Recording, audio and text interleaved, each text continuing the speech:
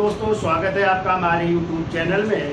तो देखिए, आज एक नए टॉपिक की चर्चा करनी है और वो है मराठा साम्राज्य की। ठीक है, तो जैसे कि आपको पता है कि मराठा साम्राज्य यदि पूछे जाए संस्थापक कौन थे, तो मराठा साम्राज्य को एक संघ के रूप में जिस व्यक्ति ने जो है स्थान प्रदान किया, उनका नाम था छत्रपति शिवाजी महाराज। ठीक है, और छत्रपति शिवाजी महाराज की जो है हम चर्चा करेंगे, लेकिन उनकी चर्चा करने से पहले हम जो है मराठा साम्राज्य के जो प्रारंभिक इतिहास की भी चर्चा करेंगे कि ये लोग कहाँ से आए थे और इनके वंशज कहाँ से संबंधित थे, उनकी भी चर्चा करेंगे। और फिर शिवाजी की भी चर्चा करेंगे कि शिवाजी का जन्म कब हुआ, पिताजी माँ जी का नाम, ठीक है, उनकी पत्नियों के नाम, बेटों के नाम। फिर चर्चा करेंगे कि जो है शिवाजी ने जो है कब अफजल खां की हत्या की, कब उन्होंने शाइस्ता खां को मारा, कब उन्होंने पुरंदर की संधि की, और फिर कब वो जो है आगरा दरबार जाते हैं, औरंगजेब के दरबार गए। फिर उन्होंने जो है सूरत को कितनी बार लूटा, आप लोग इसकी भी चर्चा करेंगे, सूरत को उन्होंने कितनी बार लूटा। फिर जो है उन्होंने अपना राज्याभिषेक कहाँ करवाया, किसके द्वारा करवाया, ठीक है, और अपनी राजधानी क्या बनाई, फिर उनका अंतिम अभियान कौन था, उसकी भी चर्चा करेंगे। तो पहले हम मराठा साम्राज्य के जो है प्रारंभिक जीवन की चर्चा कर लेते हैं या प्रारंभिक इतिहास की चर्चा कर लेते हैं। तो आप हमारे साथ लिखते रहिएगा। तो लिखिए प्रारंभिक इतिहास, थोड़ा क्रम जान लीजिए कि किस तरह जो है मराठा साम्राज्य का उदय हुआ। देखिए, प्रारंभिक इतिहास में कहते हैं इस वंश के जो है यदि पूछा जाए पूर्वज या आदि पूर्वज किस वंश के थे, तो देखिए आदि पूर्वज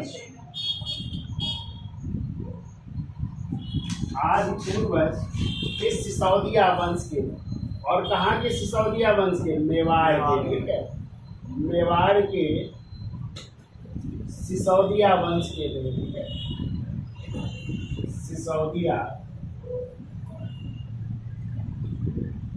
वंश से संबंधित थे। और इस वंश के जो प्रथम व्यक्ति हुए जिसकी चर्चा मिलती है, प्रथम व्यक्ति, उनका नाम था सज्जन सिंह। सज्जन सिंह, या इन्हीं को दूसरा नाम जो है सुजान सिंह भी कहते हैं। सज्जन सिंह या सुजान सिंह कहते हैं कि 1303 ईस्वी में, कब 1303 ईस्वी में, आपको पता है दिल्ली सल्तनत के शासक थे इस समय अलाउद्दीन खिलजी। कौन थे? अलाउद्दीन खिलजी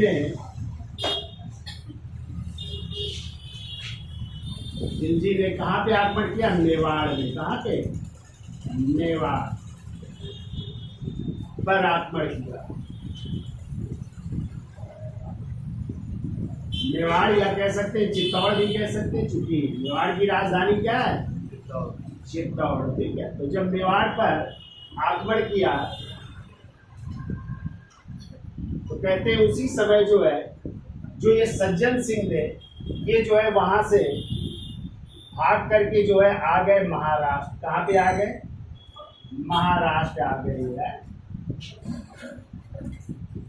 सज्जन सिंह वहां से भाग करके कहाँ आ रहे हैं?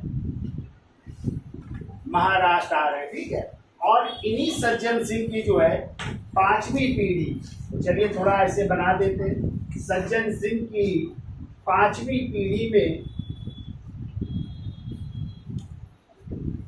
एक व्यक्ति हुए जिनका नाम था उग्रसेन। तो आप लोग ऐसे बना लीजिए, पांचवी पीढ़ी के व्यक्ति कौन हुए? उग्रसेन हुए। इन्होंने भी जो है महाराष्ट्र में ही अपनी सत्ता स्थापित की, उन्हीं के इलाकों में जो है ये रहने लगे। और कृषि कार्य, इनका मेन कार्य क्या था? कृषि कार्य भी वहाँ पे करने लगते हैं। ठीक है, अब उग्रसेन के दो बेटे हुए, एक का नाम था कर्ण सिंह और दूसरे हुए, ऐसे बना लीजिए, दूसरे हुए शुभकर्ण।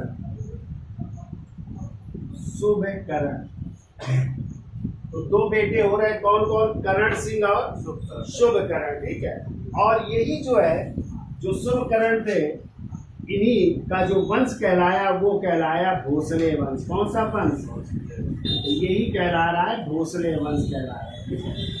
और इन्हीं कहते हैं शुभ करण के जो है पौत्र हुए, शुभ करण के पौत्र थे जिनका नाम था बालाजी भोसले। क्या नाम था? बालाजी भोसले नाम था। ठीक है, तो देखो इसके पौत्र थे बालाजी भोसले। इनके पौत्र कौन थे? बालाजी भोसले इनके पौत्र थे। और इन्हीं बालाजी भोसले के दो पुत्र हुए। ठीक है, बालाजी भोसले के भी कितने पुत्र हुए? तो दो पुत्र हो रहे हैं। और इन्हीं दोनों पुत्रों के नाम है, एक का नाम है मालोजी भोसले, और एक का नाम क्या है? मालोजी भोसले, और दूसरे का नाम है बिठोजी है। मालोजी और बिठोजी भोसले।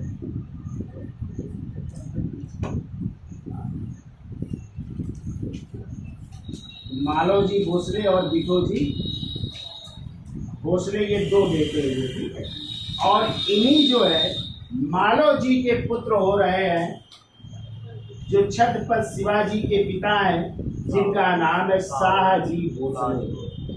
क्या नाम है? शाहजी भोसले नाम है। ठीक है, तो किसके बेटे हैं ये? मालोजी भोसले के पुत्र हैं, जिनका नाम क्या है?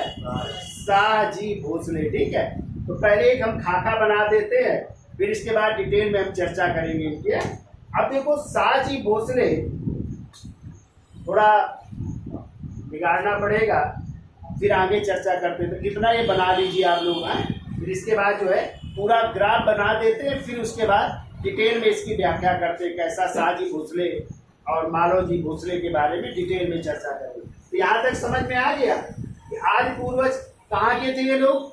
मेवाड़ के रहने वाले थे। किस वंश के थे? सिसोदिया, यानी क्षत्रिय वंश से संबंधित थे। और इस वंश में जो है प्रथम व्यक्ति जिनका नाम मिलता है वो कौन थे? सज्जन सिंह या सुजान सिंह थे। और कहते हैं 1303 ईस्वी में जब अलाउद्दीन खिलजी ने कहाँ पे आक्रमण किया? मेवाड़ या चित्तौड़ पर आक्रमण किया, तो ये सज्जन सिंह वहां से कहाँ चले आए? महाराष्ट्र चले आए। ठीक है, और महाराष्ट्र आकर के ये वहीं पे रहने लगे, कृषि कार्य इन्होंने शुरू किया। और इन्हीं की 5वीं पीढ़ी में जो है फिर एक व्यक्ति हुए, कौन? उग्रसेन।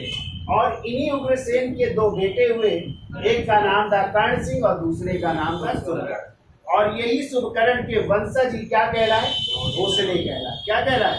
भोसले कहलाए। और इन्हीं शुभकर्ण के पौत्र हुए कौन? बालाजी भोसले। और बालाजी भोसले के दो पुत्र हुए, मालोजी भोसले और बिठोजी भोसले हुए। ठीक है, और इन्हीं मालोजी भोसले के पुत्र थे कौन? शाहजी भोसले, इनकी हम अभी चर्चा करेंगे कि इनका विवाह हुआ था किसके साथ? लक्खू जी जादव की पुत्री, जिनका नाम था जीजा भाई के साथ हुआ था। ठीक है, इन्होंने 2 शादियां की थी, अभी हम चर्चा करते हैं, तो इसका स्क्रीनशॉट ले लो, फिर आगे चलते हैं।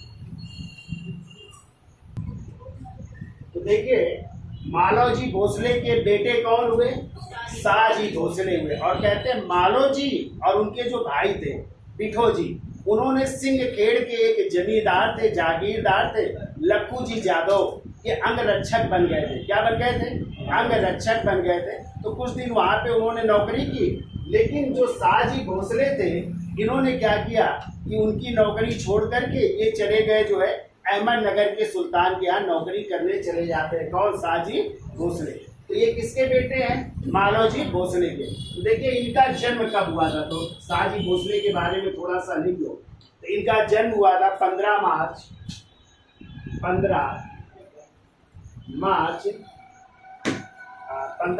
जो है 1590 को हुआ था। 15 मार्च 1590 ईस्वी को इनका जन्म हुआ था। ठीक है, और किसके बेटे थे? मालोजी भोसले के पुत्र थे। ठीक है, और इन्होंने जो है इनकी पत्नी का नाम पूछा जाए तो इनकी जो है दो पत्नियां थी हैं। पहली पत्नी थी, इनका नाम था जीजाबाई। क्या नाम था? जीजाबाई नाम था। और जीजाबाई जो है देवगिरी के राजा, ये भी लखू जी जाधव की पुत्री थी। लखू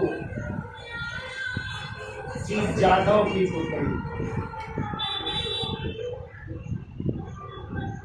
लखू जी जाधव की पुत्री।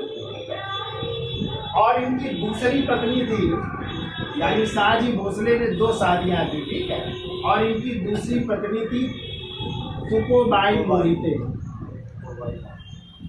तुकोबाई मोहिते इनकी दूसरी पत्नी थी। और इनके भी देखो, इनके पुत्र का नाम है वयंको जी। वयंको जी या एको जी भी मिलता है, ठीक है, एको जी। तो ये किसके बेटे हैं? तुकोबाई मोहिते के।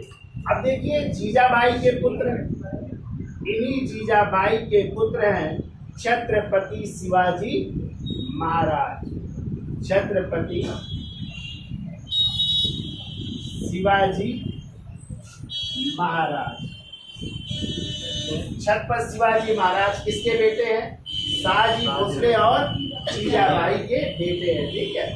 अब देखिए, छत्रपति साहू जी महाराज की हम चर्चा करेंगे, डिटेल में आए इनका जन्म कब हुआ और कब तक ये शासन करते हैं, ठीक है। तो इनके बारे में थोड़ा जान लेते हैं कि 1627 में इनका जन्म हुआ था और 1680 में क्या हो गई थी? इनकी मृत्यु हो गई थी। यानी 1627 से लेकर के 1680 तक का टाइम है किसका? छत्रपति शिवाजी महाराज का, ठीक है। अब देखो, शिवाजी महाराज की भी जो है पत्नियां देख लेते हैं। तो इनकी पत्नियां जो है 7 पत्नियां थी। कितनी?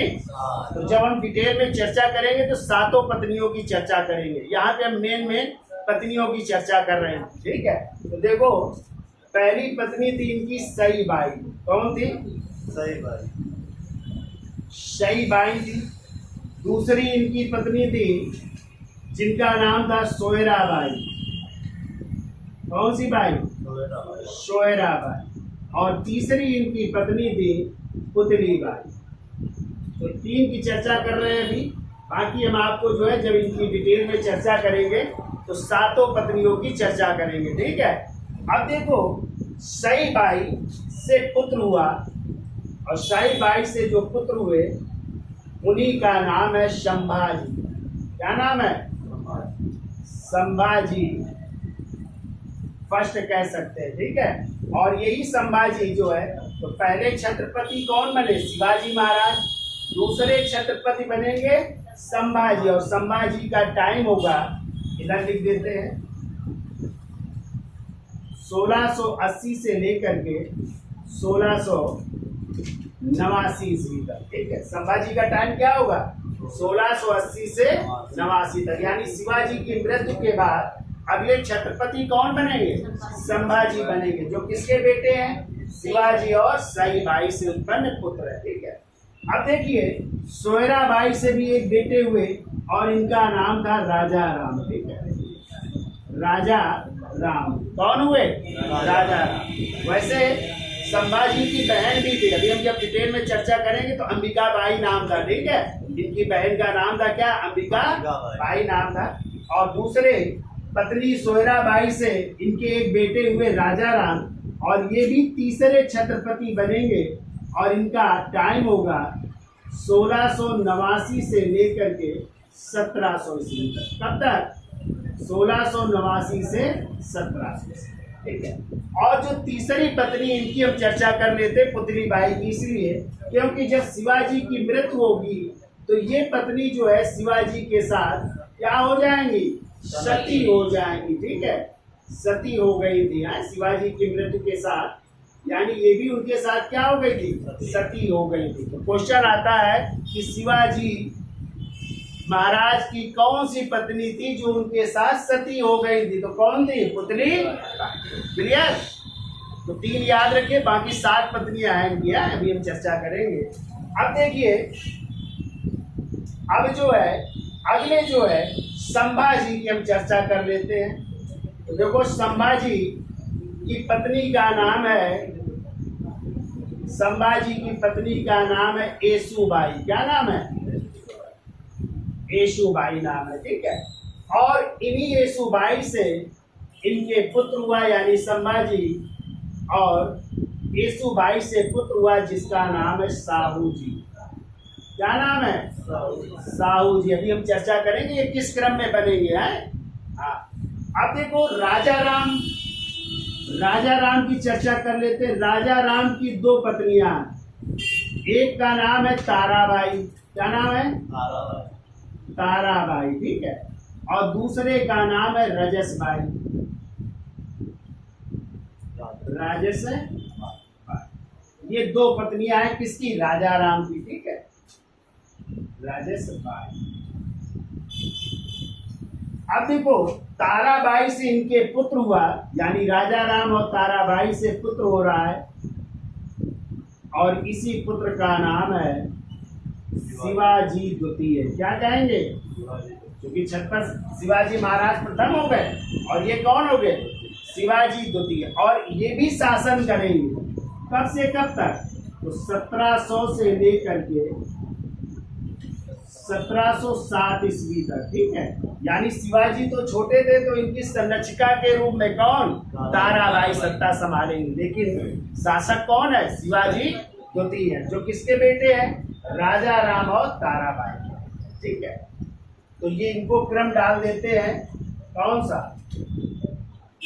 शिवाजी 2, ये 3, ये चौथे नंबर में शिवाजी द्वितीय, ठीक है।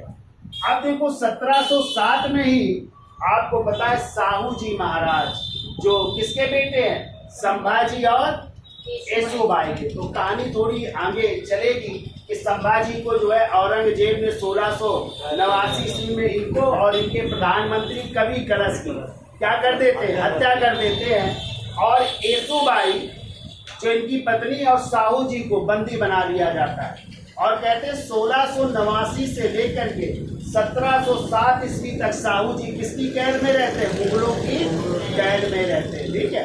इस 1707 में जब औरंगजेब की मृत्यु होगी, जब इनके बेटे मुअज्जम बहादुर शाह प्रथम के नाम से गद्दी पर बैठेंगे, तब साहू जी को क्या होगा? छोड़ा जाएगा।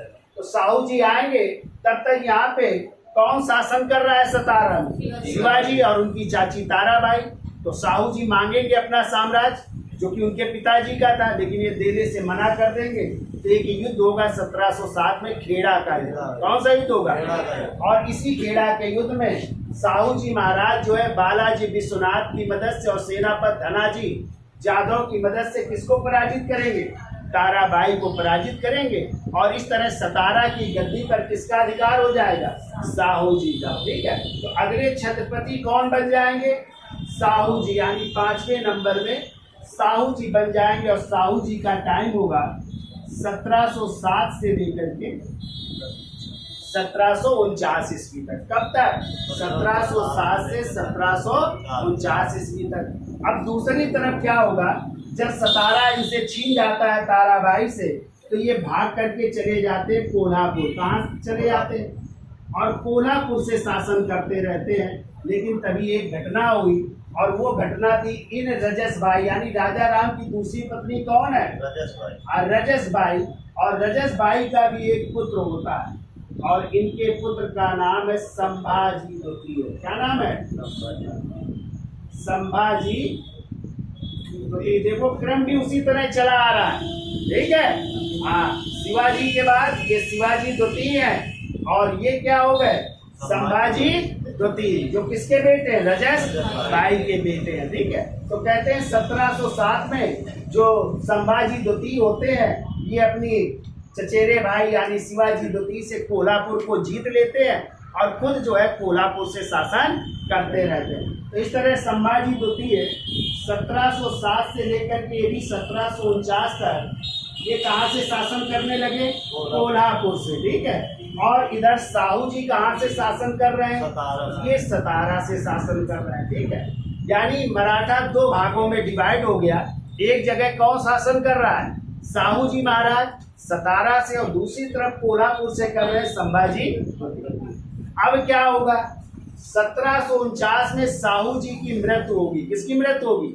साहू जी की मृत्यु होगी। तो कहते हैं इनके कोई पुत्र नहीं था। ठीक है, जब इनके कोई पुत्र नहीं था तो इनकी चाची जो थी ताराबाई, तो ताराबाई एक बालक को उपस्थित करेंगी और कहेंगी ये मेरे बेटे का बेटा है।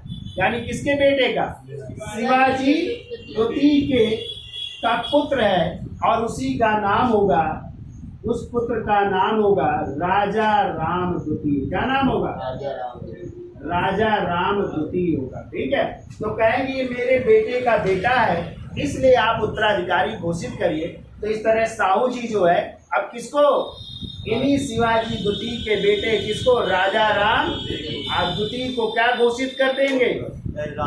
उत्तराधिकारी घोषित कर देंगे। और इस तरह राजा राम 1749 से लेकर के 1777 ईस्वी तक, ठीक है, नाम मात्र के छत्रपति के रूप में शासन करेगा। ठीक है, तो अब शासन कौन करेगा? राजा राम द्वितीय। कब से कब तक? 1749 से 1777। लेकिन नाम मात्र का ये क्या है? छत्रपति है। वास्तविक सत्ता हो जाएगी किसके हाथों में? पेशवाओं के हाथों में। किसके हाथों में? और चूंकि इसी समय एक संधि होगी 1749-50 में, और वही कहलाती संगोला की संधि। कौन सी संधि? संगोला की संधि होगी। और ये संगोला की संधि करेंगे कौन? उस समय पेशवा होते हैं जिनका नाम था बालाजी बाजी राव। क्या नाम था? बालाजी बाजी राव थे। ठीक है, ये पेशवा थे। तो इनसे संधि होगी राजा राम द्वितीय के साथ। किसके साथ? राजा राम द्वितीय। तो अब जो है पूरी वास्तविक सत्ता किसके हाथों में चली जाएगी? पेशवाओं के हाथों में चली जाएगी। और राजा राम द्वितीय यानी कि जो छत्रपति थे ये नाम मात्र के छत्रपति रह जाएंगे। ठीक है, तो यहाँ से पूरी सत्ता किसके हाथों में आ रही है? पेशवाओं के हाथों में। ठीक है, अब पेशवाओं का पद कब से शुरू हुआ उसकी भी हम चर्चा कर रहे थे। तो जैसे हमने आपको बताया साहू जी जब बने 1760 में सतारा में अपनी गद्दी प्राप्त की, तो किसकी मदद से इन्होंने गद्दी प्राप्त की थी? बालाजी विश्वनाथ की मदद से। तो देखिए थोड़ा सा बिगाड़ना पड़ेगा, यहाँ तक समझ में आ गए। थोड़ा पेशवाओं का क्रम हम बता देते हैं कि साहू जी ने अपना प्रथम पेशवा बनाया था किसको? बालाजी विश्वनाथ को। फिर इसके बाद उनके बेटे बाजीराव प्रथम। नाम सुना है? बाजीराव मस्तानी फिल्म भी देखी होगी। तो बालाजी विश्वनाथ के बेटे थे कौन? बाजीराव प्रथम, जिन्होंने मराठों की पताका कटक से अटक तक, कटक उड़ीसा और अटक अफगानिस्तान तक फहरा दी थी। इतना विशाल साम्राज्य कर दिया था किसने? बाजीराव प्रथम ने। उनकी भी हम चर्चा करेंगे। फिर बाजीराव प्रथम के बाद उनके बेटे बनेंगे और उन्हीं का नाम था बालाजी बाजी। तो इसको भी क्रम हम समझा देते हैं। ठीक है, तो एक क्रम याद हो जाएगा आपको। तो ये तो हो गए छत्रपतियों के क्रम, यानी मराठों का क्रम हो गया। अब उनके पेशवाओं का क्रम क्या है इसकी भी हम चर्चा कर लेते हैं। ठीक है, तो स्क्रीनशॉट ले लो, फिर आगे चलते हैं। तो देखिए पेशवाओं के क्रम की भी चर्चा कर लेते हैं। तो देखो प्रथम पेशवा जिसको साहू जी ने अपना प्रथम पेशवा बनाया वो थे बालाजी विश्वनाथ।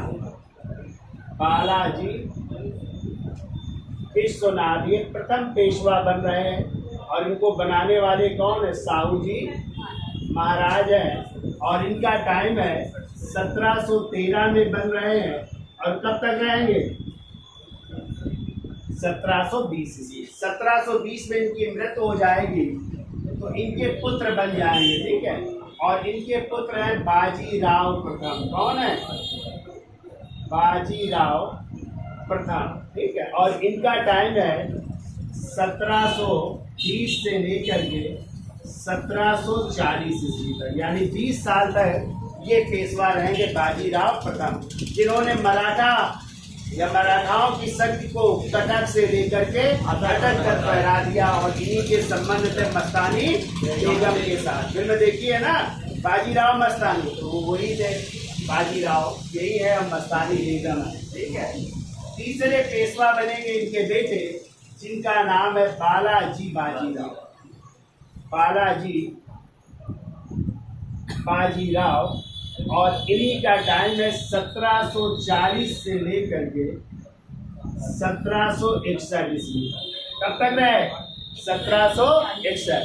और इन्हीं के समय होगा पानीपत का तृतीय युद्ध 14 जनवरी 1761। तो क्वेश्चन आता है, जब पानीपत का तृतीय युद्ध हुआ था उस समय मराठों के पेशवा कौन थे? तो बालाजी बाजी राव थे। और ये तो बुढ़े हो गए थे, तो इन्होंने अपने बेटे विश्वास राव को और अपने भाई सदाशिव राव को इस युद्ध में भेजा था। दोनों युद्ध के मैदान में मारे गए और इनके पास खबर आई थी एक कूट संदेश में कि 2 मोती विलीन हो गए, 27 सोने की मोहरें लुप्त हो गई, चांदी और तांबे की तो गणना ही नहीं। यानी इनके भाई भी, इनका बेटा भी मारा गया, इनका भाई भी मारा गया, इसके नीचे सरदार थे वो मारे गए और उनके जो नीचे सैनिक थे उनकी कोई गिनती ही नहीं थी। तो सर यदुनाथ सरकार लिखते हैं, कोई ऐसा मराठों का घर नहीं था जिसने किसी अपने सगे संबंधी को ना खोया। तो कहते हैं इस सदमे को ये बर्दाश्त नहीं कर पाते और कुछ दिन बाद 61 में ही इनकी क्या हो जाती है? मृत्यु हो जाती है। ठीक है, तो देखिए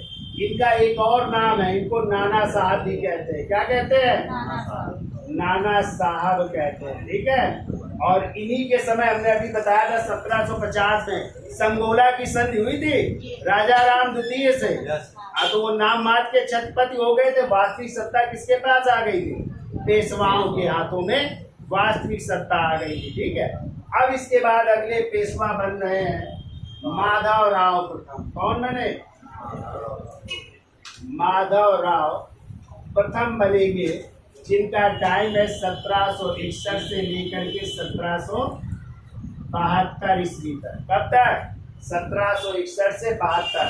और इसी समय जो है मुगल बादशाह शाह आलम द्वितीय थे ना, तो उनको पुनः दिल्ली की गद्दी पर बैठाने का कार्य किया था। इन्हीं के सरदार थे महादजी सिंधिया। पीछे हमने आपको पढ़ाया है ना, महादजी सिंधिया ने पुनः कड़ा और मानीपुर से ला करके दिल्ली की गद्दी पर बैठाने का। ठीक है, फिर 72 से फिर अगले पेशवा बने थे नारायण राव। कौन बने थे? नारायण राव। और इनका टाइम है 1772 से लेकर के 1774 ईस्वी तक। 2 साल रहे, इनकी हत्या कर दी गई। तो इनकी पत्नी गर्भवती थी, तो एक बेटा पैदा होगा और उसी बेटे का नाम होगा माधव राव नारायण द्वितीय। माधव राव नारायण द्वितीय। और इनका टाइम है 1774 से लेकर के 1795 ईस्वी तक। ठीक है, तो माधवराव छोटे होंगे तो एक परिषद का गठन किया जाएगा, 12 भाई परिषद, जो 12 सदस्यों की एक समिति होगी, वो इनके संरक्षक के रूप में कार्य करेंगे। और उसी 12 भाई परिषद के प्रमुख होंगे नाना फडणवीस। कौन होंगे? जिनका नाम था जनार्दन भानु। क्या नाम था? तो वो इनके 12 भाई परिषद के प्रमुख होंगे, जो इनके संरक्षक का कार्य करेंगे। बहुत छोटे हैं। ठीक है, अब इसके बाद अगले पेशवा बनेंगे और अंतिम पेशवा है जिनका नाम है बाजीराव द्वितीय। क्या नाम है? बाजीराव द्वितीय। और इनका टाइम है 1795 से 1818। और यही बाजीराव द्वितीय होंगे जो 1802 में अंग्रेजों से बसीम की संधि करके सहायक संधि स्वीकार कर लेंगे। क्या कर लेंगे? सहायक संधि स्वीकार करेंगे। तो आप लोग पढ़ोगे कि अंग्रेजों और मराठों के बीच 3 युद्ध हुए थे। ठीक है, पहला हुआ था 1775 से लेकर के 82 तक, और सालाबाई की संधि होगी 1782 में, उसके तहत ये युद्ध समाप्त होगा। दूसरा 1803 से 5 तक हुआ था, और तीसरा 1817 से 1818 तक। और उसी में बाजीराव द्वितीय पराजित हो जाएंगे, इनका पूरा प्रदेश छीन लिया जाएगा और इनको पेंशन दे करके भेज दिया जाएगा कानपुर बिठूर में। कहाँ पे? तो यहाँ पे रहने लगेंगे। और इनके भी कोई पुत्र नहीं था, तो इन्होंने भी एक बेटे को गोद लिया था, और उसी बेटे का नाम है, फिर पढ़ेंगे, नाना साहब, जिनका असली नाम था, क्या नाम था? धोंधू पंत। धोंधू पंत होंगे। तो अब ये भी बिठूर में रहेंगे, तो अंग्रेजों से ये भी क्या मांग करेंगे? अपना पूना प्रदेश और कहेंगे पेंशन भी हमें दी जाए। तो अंग्रेजों ने इनकी पेंशन भी बंद कर दी, कहा दत्तक पुत्र को कोई पेंशन नहीं दी जाएगी। इनका पूना प्रदेश भी छीन गया था। इसलिए 1857 के विद्रोह में ये भाग लेंगे और कहाँ से नेतृत्व करेंगे? कानपुर से। 1857 के विद्रोह का नेतृत्व कानपुर में किसने किया? तो इन्हीं नाना साहब या दोनों पंत ने। और इनके कमांडर इन चीफ कौन थे? तात्या टोपे, जिनका असली नाम था रामचंद्र पांडु। और ये पराजित होंगे तो कहाँ भाग जाएंगे? नेपाल। कहाँ चले गए? नेपाल। दो लोग भागेंगे, एक नाना साहब और दूसरे अवध की जो थी शासिका वाजिद अली शाह की पत्नी बेगम हजरत महल, वो भी पराजित हो जाएंगे और कहाँ बच जाएंगे? तो ये कहानी है पेशवा। तो इस क्रम में आपको पढ़ना है, ठीक है? ऐसे चलेगा मराठों का इतिहास, ठीक है? तो हमने जो है मालोजी भोसले और उनके बेटे शाहजी भोसले की चर्चा की थी। तो फिर हम जो है पीछे लौटेंगे और शाहजी भोसले की भी चर्चा कर लेते हैं कि शाहजी भोसले, जब हमने बताया था किस राजा के यहाँ, अहमदनगर आके शासक के यहाँ क्या करते हैं? नौकरी कर लेते हैं, ठीक है? फिर बीच में कुछ घटनाएं घटित होती है और कहते हैं शाहजी भोसले ही पहले व्यक्ति थे जो जहांगीर से मिले थे जाकर, और जहांगीर ने पहली बार मराठों को उमरा वर्ग में शामिल किया था। क्वेश्चन आता है कि कौन मुगल बादशाह है जिसने मराठों को सर्वप्रथम उमरा वर्ग में शामिल किया था? अमीर वर्ग में शामिल किया था, ठीक है? तो वो थे जहांगीर। और किसको शामिल किया था? शाहजी भोसले को शामिल किया था, ठीक है? ये क्वेश्चन पूछा जाता है। फिर हम डिटेल में चर्चा करेंगे किसकी? छत्रपति शिवाजी महाराज, ठीक है? क्लियर? हाँ, तो चलिए थोड़ा सा लिख लेते हैं। तो इसका स्क्रीनशॉट ले लो पहले, फिर आगे चलते हैं।